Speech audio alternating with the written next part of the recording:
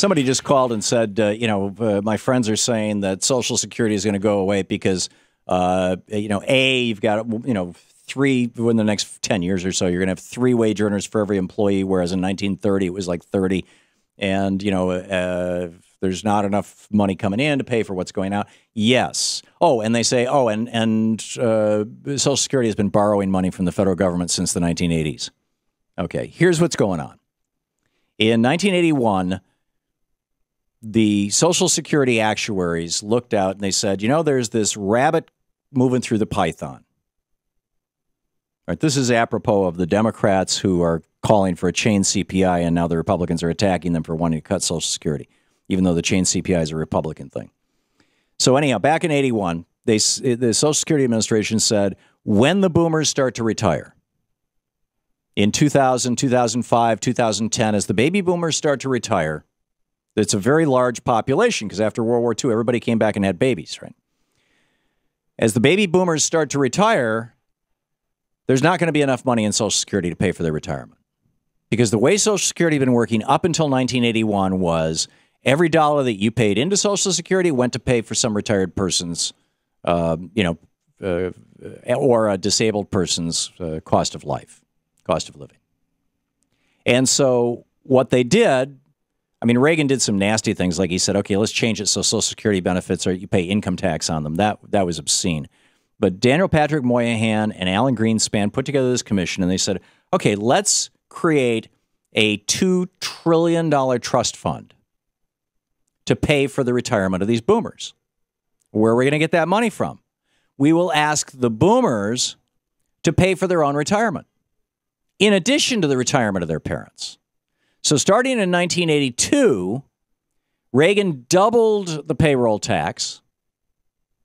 And I'm not sure if my dad was even retired by 1982, but what it meant was that I started in 1982 not only paying into my dad's retirement and everybody else's retirement, but into my own also, into a savings account for my own as a boomer.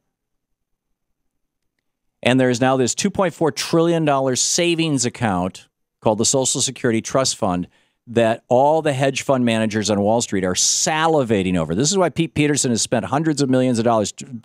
New York, a Wall Street hedge fund manager or, bankster. It's why these guys are trying to promote these lies about Social Security. They want that $2 trillion. It's just sitting there, invested in treasuries. So now these lying conservative scum come along and they say, well, the Social Security money is borrowed by our government. The government has borrowed all $2.4 trillion of it. Well, sort of. This proves that figures don't lie, but liars can figure. The fact of the matter is that if the federal government had, it's got to invest that money, right? It's sitting on $2 trillion. It's got to invest it someplace. If they invested it in bonds for General Motors, they'd be loaning the money to General Motors.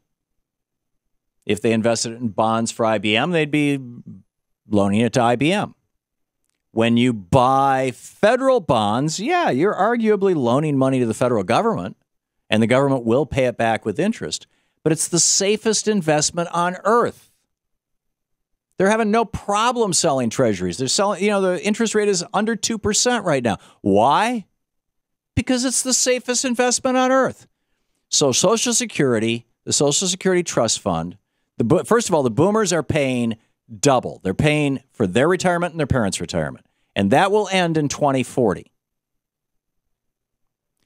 Secondly, the Social Security Trust Fund is invested in U.S. Treasuries. Yeah, you could say that money's been borrowed to the federal loaned to the federal government. The federal government has spent it.